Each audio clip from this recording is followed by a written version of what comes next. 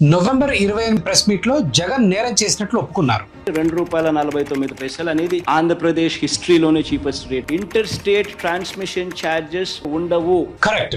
కేంద్ర ప్రభుత్వం ఇచ్చిన ఆర్డర్ ప్రకారం జూలై 2025 లోపు కమిషన్ అయ్యే సోలార్ విద్యుత్కి దేశవ్యాప్తంగా ట్రాన్స్మిషన్ ఛార్జీలు లేవు. గుజరాత్ లో ₹99 విద్యుత్ జనరేట్ చేస్తా ఉంటే సెకీతో ఒప్పందం మీద ₹2.49 ఎందుకు చేసుకున్నాడు అని అంటాడు. What about the transmission cost? ఆ ట్రాన్స్మిషన్ కాస్ట్ ఎంతో తెలుసా? మరో ₹2 per unit. Sir slow down, ఒక్క నిమిషం.